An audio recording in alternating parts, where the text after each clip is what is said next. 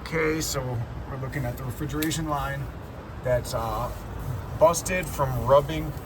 This line here is busted from rubbing on this piece right here.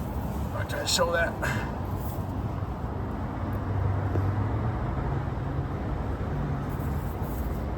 Right here.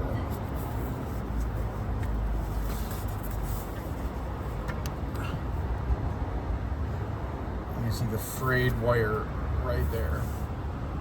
And that's the high pressure line that needs to be replaced. Okay.